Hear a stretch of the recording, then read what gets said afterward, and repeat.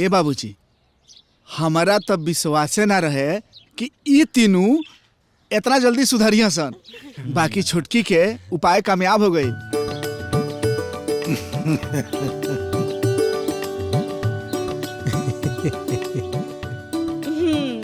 देखी ना, आंगन में पूरा बिछौना लेके धोवा दिया।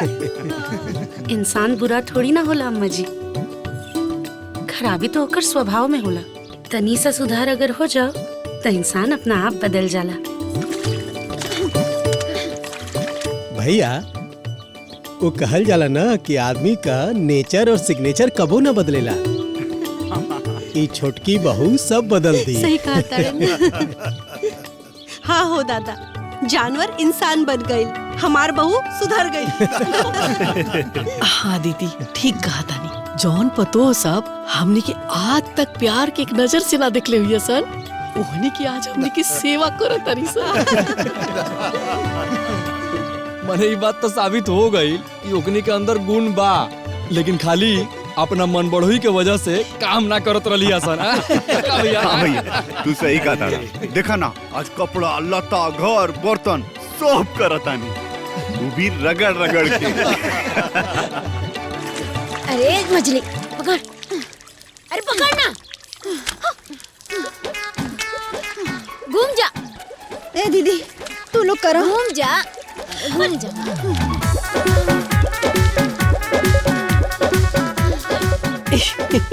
ए दीदी, जान तनी, रुआ जब कहानी ना सब सही बा। कौना देवता के कौन पूजा होला हमरा दुल्हन के बहुत अच्छे से पता बा। हाँ, बात तो सही बा। अम्मा जी, जैसन हर बीमारी के दवाई अलग अलग होखेला, वैसे ही हर बिगड़ल आदमी के सुधारे के तरीका भी अलग अलग होखेला। एकदम सही। चाहे जैसे भइल, लेकिन ए छोटको,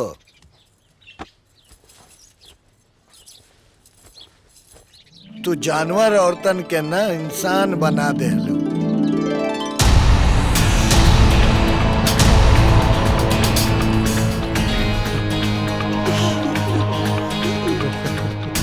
हम तो सोचत रहनी है कि हमरा घर के प्रतिष्ठा गई, लेकिन छोटकी के दिमाग से ये तीनों के दिमाग हार गई।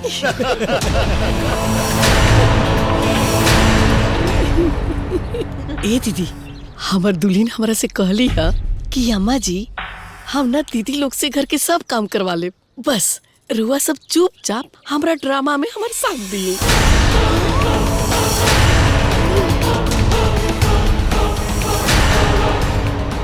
और पता बा, हमनी सातों देने हो, वो तीनों छुटकी के जाल में फंस गई नी। कहा ना अम्मा जी, अगर मदारी सही होखे ना तो बदमाश से बदमाश बनरी भी नाचे लगेली।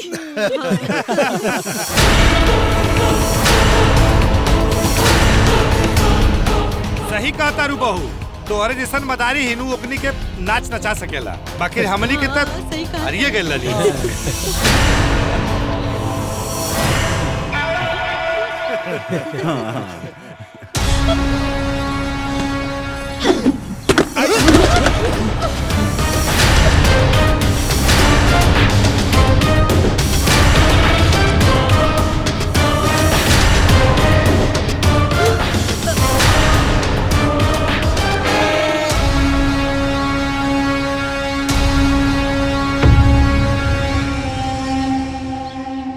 दीदी, हमार मंशा आप लोग के नीचा दिखावे के ना रहे।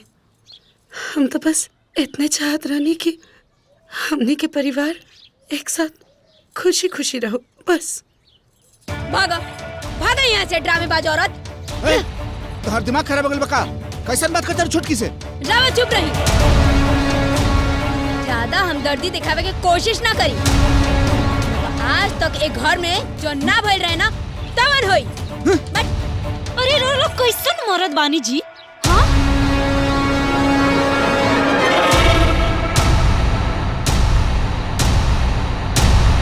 अरे अपना मेहरारू के बेइज्जती सुन के रोरा लोगन के लाज नहीं लागल ह? अरे चुप रहा लोग ना, का हाला मचले बड़ू लोग। अरे जौन भइल तौन भइल ना, ए बुढ़िया, जा जा अपन पतोह के साथे पार्टी बना के हमनी के इज्जत उतरवावा जा। दीदी ऐसे काहे बोला तनी?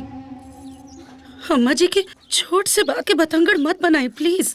ए नौकी रे, हमरा के नचावे वाला रहिस ना? आवो नचावो नचाओ हमनी के। ए दुल्हन, अरे ई लोगन के मुंह मत लगा, ई लोग बेशरम बाड़ी सन। ए बुढ़िया, पतोह के बदनामी करावे में मजा आयल ना तोरा के? हाँ? ए पागल हो का? चुप ना रह सकेलू? ए बेटा, थूके के निकी मुंह पे। अरे जे दूसरा के इज्जत ना करे ओकर इज्जत कबो ना करे के चाहिए। अरे नहीं चाहिए इज्जत उहा हमनी के। हाँ, अरे हमनी के इज्जत के तोहन लोग तमाशा बना के नौटंकी बतियावता रहो। ए तू हद पार कर रहल बड़ा जा, कंट्रोल में रहा ना तो ठीक ना होई बता दे तनी। ना तका अरे रउर औकात भी बाटे हमरा के छुए के। छू के देखाई, आई आई आई छू के देखाई। अरे ऊ तो हमरो पापा के मती मारल रहे कि ऊ हमरा के बम्बई से उठा के ही वहे घर में लिया के पटक देहलन। हाँ, ना तो जाके लंदन पे रहतू ना। अरे तोहर मुंबई सूरत सूरत ना हमार माथा गुआ गइल बा। और कितना तमाशा करबू लोग, पूरा गांव जवार जान जाई तब तोनी के शांति मिली। ए 10वीं पास, रउआ हमनी के तमाशा देखता नी? हाँ, एक घर में सब लोग सही बा, खाली हमनी के गलत बा। तो ई तो सबही के पता बा कि तोहनी लोग कितना गलत बाड़ू। हाँ तो ठीक बा ना, हमनी के परिवार अलग कर दी।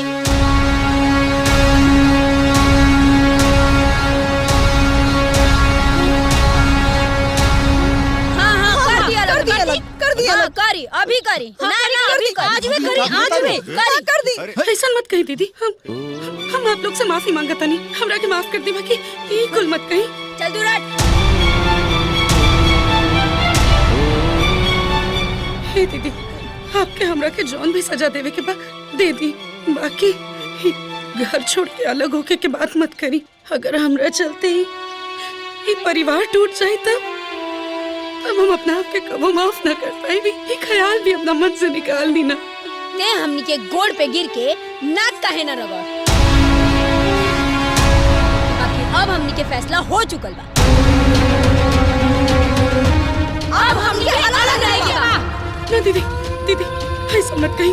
ये ख्याल भी अपना मन में मत लेके आइए। बस ये ख्याल भी अपना मन ना तू कहीं उठा तू। अरे ये सब लायक है नहीं किसान कि इनके गोड़ पे गिरा जाए। अरे इनके मुंह पे थूके लायक बड़ी सान। अरे बुढ़िया ने अलगाई तीनों के, कम से कम घर में शांति तो बना रही।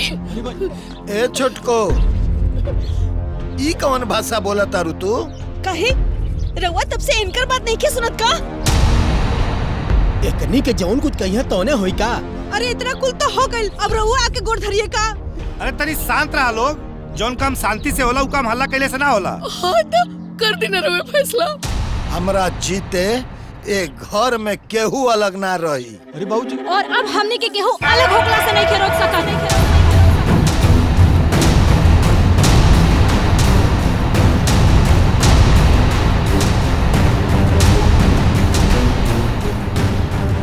और केहू भी रोके की कोशिश करी ना तो अब हमनी के पूरा गांव के पंचायत बुलाई। यदि फिर भी न मानब लोग तो हमनी के आग लगा के मर जाए सन।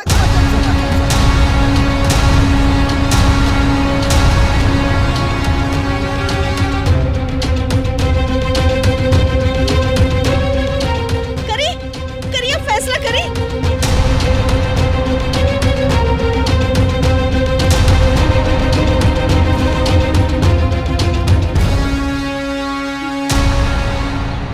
ठीक बा। ए प्रमोद। जी बाबूजी। क्या अलग कुछ अरे बाबूजी अपना अपना परिवार के लेके अलग हो जा। ए भैया, ए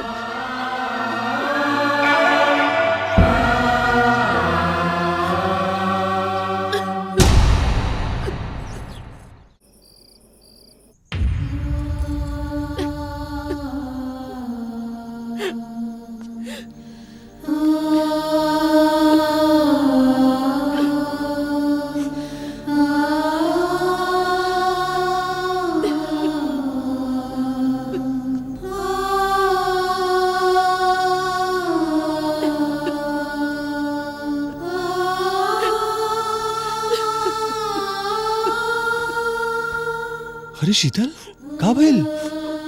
तू काहे रोवा तारू? आज ले परिवार में जना भइल, आज हमरा वजह से हो गए। अरे ना, हमरा चलते भैया और दीदी लोग घर से अलग हो जाई। हमसे बहुत बड़ गलती हो गई जी। अरे तू ऐसे काहे कहा तारू? तुझसे कोनो गलती ना भइल बा। तोके पता बा ई दुनिया में बहुत कम लोग होखलन जे परिवार के जोड़ के चले के बारे में सोचलन, और तू उनमें से एक बाड़ू। वैसे भी भाभी लोगन के बारे में पूरा परिवार जानेला। तू बेवजह उ लोगन के बारे में सोच के दुखी होत बाड़ू, और वैसे भी ई फैसला बड़का बाबूजी की रहे। तू एकर बिल्कुल चिंता मत करा। अब चला हंसदा, देखा तोरे आंख में आंसू बिल्कुल अच्छा ना लगा था। अब हंसदा, हाँ अब हंसदा, हाँ एगो बात सुन लो, बाबूजी के वहाँ फैसला पर हम कुछ बोलना पाऊनी, लेकिन ये मत सोचियो तो निकल का वाला फैसला से हम सहमत पानी। शांति रहे खाती वैसन सोच भी तो चाहिए। 10वां पास हुई, दिमागो कतना होई सोचे के। हाँ सही बात बा। ई तोहरा ग्रेजुएशन वाला ज्ञान के हमने देख भी लेनी। जब से शादी हो गइल बा तू हमेशा अनपढ़ होके ताना मारेलू। अरे नजर उठा के देख ले, दुनिया में बहुत सारा मर्द ऐसन बा जो अनपढ़ल लिखल होकर भी अपना अनपढ़ औरत के खुश रखेला, लेकिन ई क्षमता औरत में ना होखेला। तू लोग भले अलग हो गइलू, लेकिन मेहरारू के चलते एक भाई दूसरा भाई से कबो अलग ना होई। ई बात के तू गांठ बांध लिया। तू भले ही खुश होबू, लेकिन हम बिल्कुल खुश नहीं थी। हाँ तो रही कैसे? हाँ अरे जौवन लड़की बम्बई के चकाचौंध छोड़ के हे गांव के सड़ियल लोगन के बीच में आ गई, वो भला का करी? हम ना बोलेनी तोरा के घर में। तोर बाप अइलन तोर बियाह हमरा से करे घर में। ते तो बम्बई छोड़ के आई रहले ना। सोच सीता मैया के बारे में, जे अपन पति परमेश्वर पुरुषोत्तम श्री राम भगवान खातिर अपन महल भी छोड़ दली। और ते और एक बात जान लिहे, हमार परिवार हमरा साथे हमेशा रहल बा। खाली तो कुली कइला के वजह से हमनी के साथ कबो न छूटी। हमके राउर फालतू बकवास नहीं के सुने के बाप। सही बात गलत आदमी के हमेशा फालतू और बकवास लगेला। कलेलू अपन मुंह के, कलेलू सबसे अलग अपना के। अब केकरा गोली मारबू? हाँ हम बनी तारा सामने। मारा हमरा के गोली मारता। जवन तू कैलू है ना वो हमरा के मंजूर बा। तारा लोगन के सोच, तारा लोगन के मुबारक।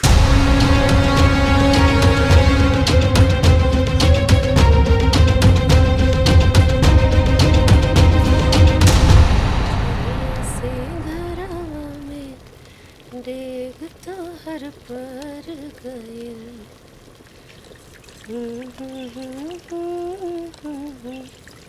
अंगना तर गए।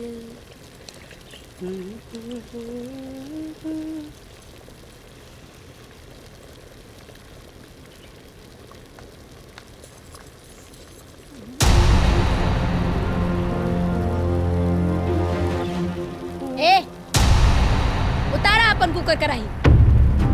हमनी के अपन मर्द खातिर खाना बनावे के बा, उनका खाना खा के दुकान जाए के बा। अरे दीदी ऐसे कैसे उतार दी? वैसे भी हम पहले आइल बनी तो पहले खाना हम ही ना बनाई। अब देखी दोनों दीदी लाइन में खड़ा बाड़ी। एक काम करी, आपो जाके लाइन में खड़ा हो जाए। काहे से कि वो कहा ना, चूल्हा के सामने जे खड़ा रहेला ओकरा कपारे पे खड़ा ना रहल जाला। वो आग के ताप से ना दिमाग गरम हो जाला। जाई।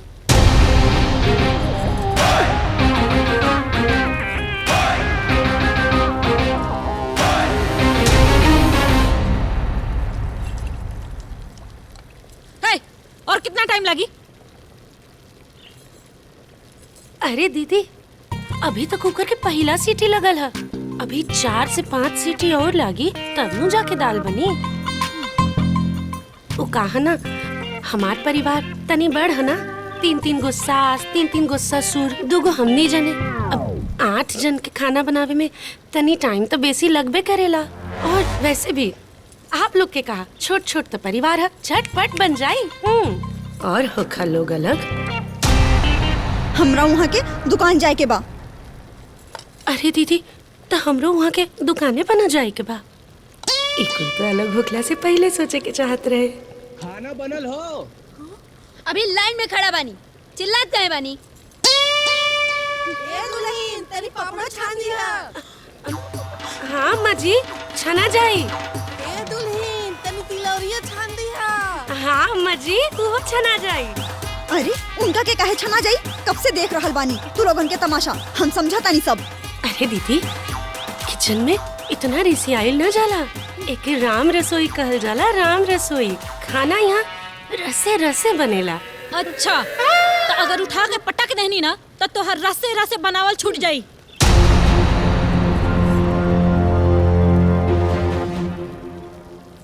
कहा ना दीदी, अंग्रेजी में एगो कहावत है, to earn respect you must first learn to give respect. Alright? बुझाइल ना? दीदी, आप तो ग्रेजुएट बानी ना, तनी इनके समझाई तो का कहनी हम। अगर दूसरों से इज्जत पाना है, उसे पहले दूसरों की इज्जत।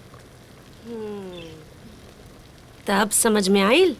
वो कहा ना, भगवान हाथ हमरो के देले बाड़न, मुंह भी देले बाड़न और जांगर भी देले बाड़न। समझ में आ गई ना? बाकी इज्जत करी ले, यही से चुप रही ले। यही से आप भी शांति से लाइन में खड़ा रही।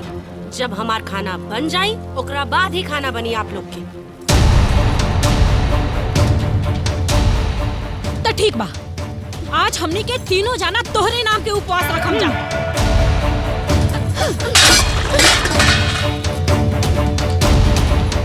जा, कुल अनाज फेंक देनी लोग।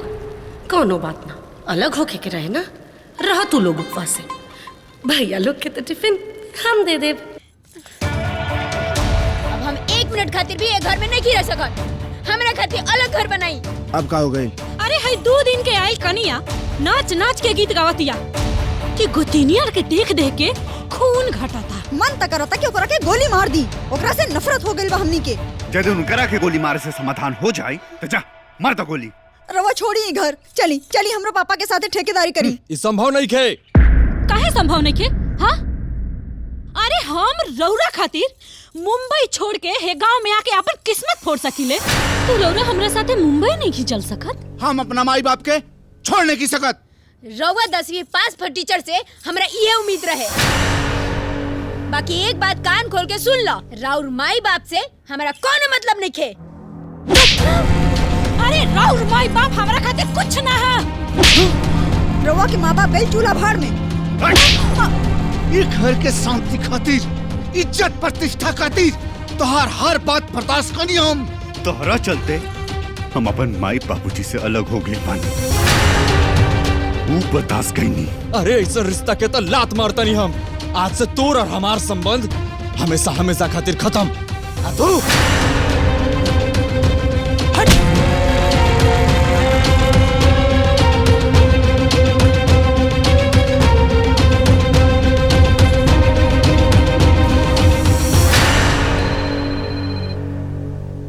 एक्सक्यूज मी, लाडो बिटिया। बोला बोला, का कहता रो? पापा पापा, वो हमरे के थप्पड़ मार ले। हाँ पापा। दमाजी तोहरा पे हाथ उठाना? पापा, वो बाड़न ना, वो अनपढ़ गवार हमरा के थप्पड़ मारलस है पापा। अरे बेटा, तू सास ससुर के कंप्लेन कैलू हो कि ना? सब मिलके टॉर्चर करता रे पापा हमने के। वो लोगन के इतना हिम्मत कि प्रधान के बेटी पे हाथ उठावे। बहुत जोर से मार ले बाटे। हमार कान सुन हो गई पापा। हम लोगन के ईंट से ईंट बजा दे, उनकर सारा गर्मी हम निकाल दे। बैंड बजा दे, हम जेल करा दे लोगन के। हम बंदूक लेके आई हो, हम अपन हाथ से गोली मारा बुनका के। तू चिंता मत कर बेटी, हम आ रहल बानी। हम पहुँचते ही वो लोग के सबक सिखाई। हमावा तानी, अपना बेटी खातिर हम अभी तक जिंदा बानी, मरल नहीं की। आखिर दामाद जी के इतना हिम्मत कैसे हो गई हमरे बेटी पर हाथ उठावे के। अरे महाराज जरूर हुआ बेटी में कोनो न कोनो गलती होगी। अरे गलती हुई तो क्या हुआ, लोग थप्पड़ मारे।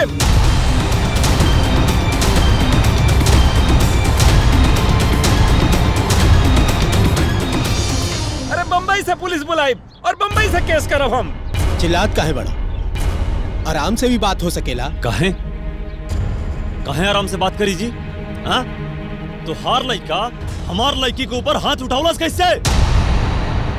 हम प्रधान हैं और पूरा गांव के लोग जानता कि हम अपने हाथ से 3 लोगन के गोली मार ले बानी। का मतलब हमनी के गोली मार देब का?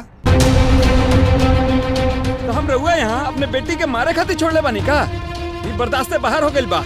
एकर खामियाजा भुगते के पड़ी।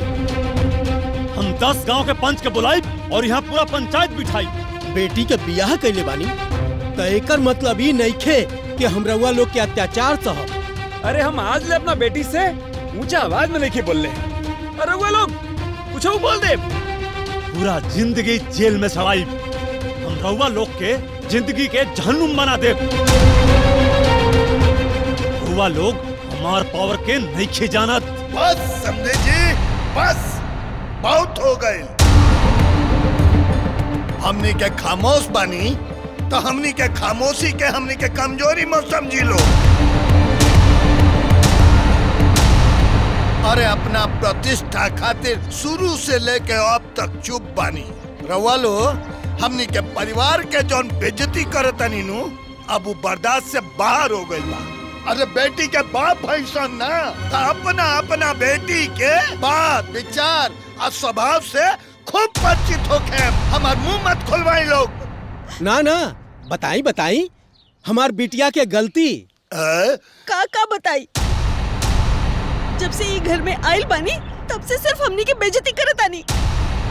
अरे तो पहले ना बतावे के चाहिए। हमने बोलती ना तो रउआ लोग के मुंह में करिखा पोता जाती। अरे ऐसन पतों से नीमन तो हमनी के पतो ना रहती तो ज्यादा अच्छा रहती। तो ठीक बा, हमनी सब ले जातनी जा अपनी बेटी के और रउआ लोग बिना पतो के रही। ले जाई। हाँ ले जाए रउआ। चला बेटी चलो। रुक जाए लोग।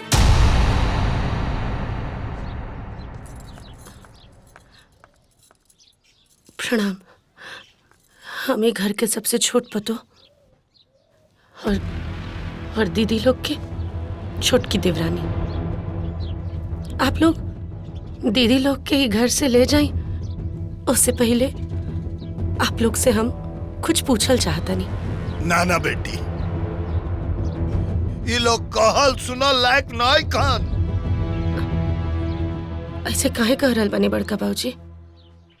यहाँ केहू गैर थोड़ी ना बा। यहाँ सबके भी ई घर के आपन ही समझ के अपना बेटी लोग के यहाँ बियाह करवले होके। यह तो गलती हो गई हमनी सभे से। हमनी के सोचले रहनी है कुछ और यहाँ निकलल कुछ और। आप इस सब चीज के एगो बेटी के पिता के नजरिए से देख रहल बानी, यही से ऐसा कर रहल बानी। बस एक बार एगो सास ससुर के नजरिए से देख के सोची। एक बार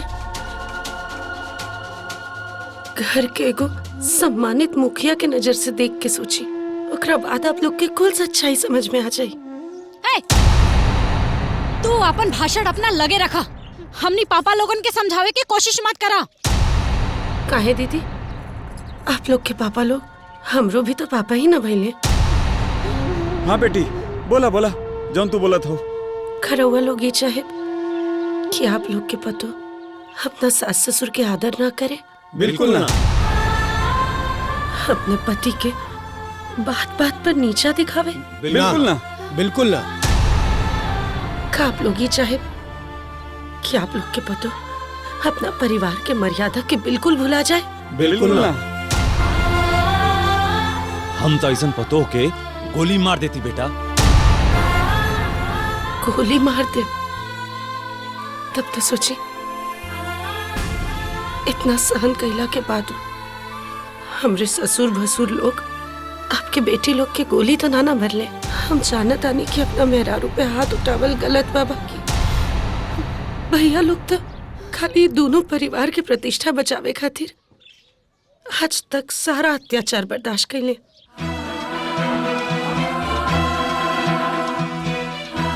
पापा जी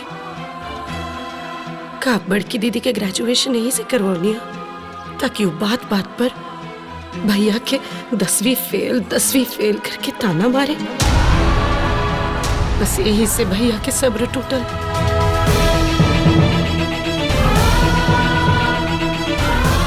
और पापा जी का आप दीदी के यही खातिर शहर में रखनी कि वो गांव में रहे वाला अपना परिवार के लोग के अनपढ़ जाहिर यहाँ तक के कीड़ा समझे। बस यही से भैया के सब्र टूटल।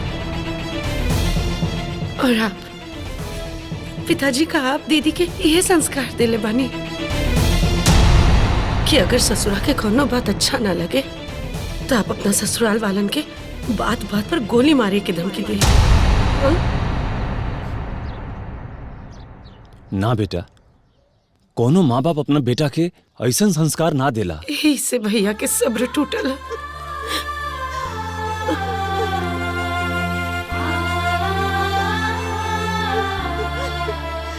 हम रउआ लोगों से हाथ जोड़ के पूछा तानी तो पूछी अपना बेटी लोग से कि सास के मतलब नौकरानी होला का।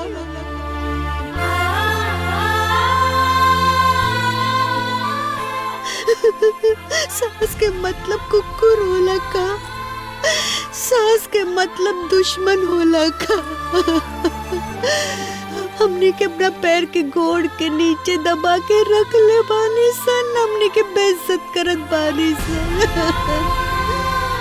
बस समझी, बस समझे जी।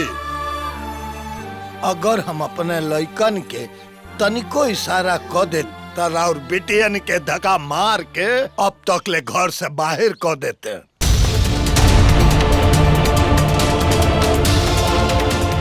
लेकिन हमरा के रउआ सबके प्रतिष्ठा के ख्याल रहे। ये लोग का कहता बेटी? पापा आप भी ये लोगन के बात में आ रहल बानी? चुप! एक थप्पड़ मारो तो मुंह से खून निकल जाई, समझ ले? अरे रवा लोग हमनी के बाप होके इन लोग के बात के समर्थन करता नहीं। दुष्ट लड़की, तोहरे से अच्छा तो कम से कम वो अनपढ़ गंवार लड़की होली। कम से कम मान मर्यादा तो रखेली। देखा ये आखिरी वार्निंग बात हो के सुधर जा तू लोग। हमनी सब धृतराष्ट्र नहीं खे कि हमनी के आंख कान खत्म बा। आज से इहे घर तो हम लोगन के घर बा और एजा ही रहे के बा। और आज के बाद कोनो भी शिकायत हमनी के सुने के मिलल तो हमनी से बुरा केहू ना होई। एक घर में प्यार से रहे के बा, प्यार से रहे के बा, तब तो वो घर में आ सकेलू। बाहर नैहर का दरवाजा खुलल बा। अगर तू तकरार से यहाँ रहबू तो नैहर का दरवाजा हमेशा खातिर बंद हो जाएगा।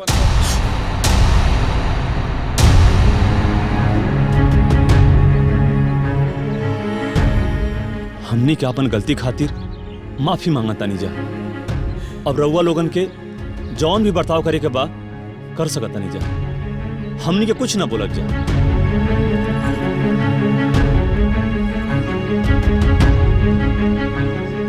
बेटी, खानदान के जौन इज्जत जाए के रहल ऊ तो चल गई। अब जौन बचल खुचल इज्जत बा ना तोहरे हाथ में बा। एकरा के बचा ला बेटी, खुश रह। बाप के इज्जत के लाज राख ली है बेटा, बाप के इज्जत के लाज राख ली है, बस और कुछ ना कहो।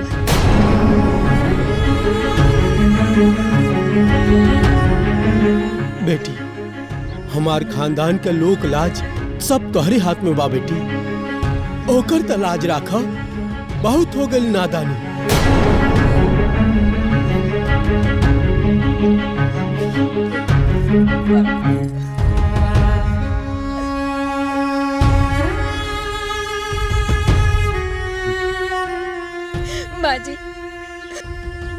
हमनी के माफी चाहता नहीं जा। हमनी के अपन गुरूर में आंधर हो गई नहीं जा। हमनी के माफ कर दी माँ जी। अरे हमने के तो अपने ही लोगन के गैर समझ लेनी सर, दुश्मन समझ लेनी सर। हमके माफ कर दी, हमने के माफ कर दी माँ जी। आज हमने के आँख खुल गई। ई घर और ई घर के लोग ही हमने के आपन है, आपन बानी रहो लो। हमने के माफ कर दी माई। माँ जी माफ कर दी।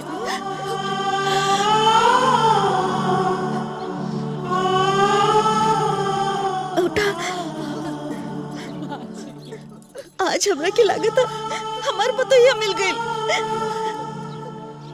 हमने के खुशी के अरमान सब पूरा हो जाई। अब हमने के खुशी मिल जाई।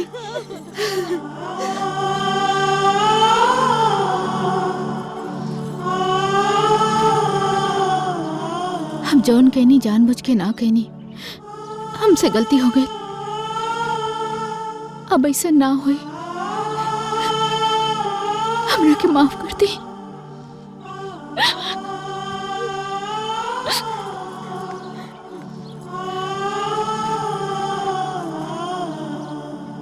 हे जी, अरे चूल्हे में गई मुंबई।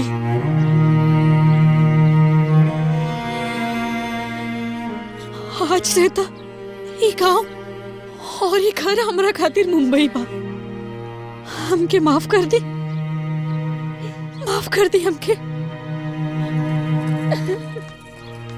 ए जी सुनी ना, रउआ हमरा के माफ कर दी। रउआ के हमेशा ताना देनी, हमेशा नीचा दिखावे की कोशिश करनी। हमारे से बहुत भारी गलती हो गई, माफ कर दी। सुना, ऐसन गलती दोबारा ना होके के चाहिए। ना कभी ना। तो बुझली कि नहीं? बुझ गई नहीं।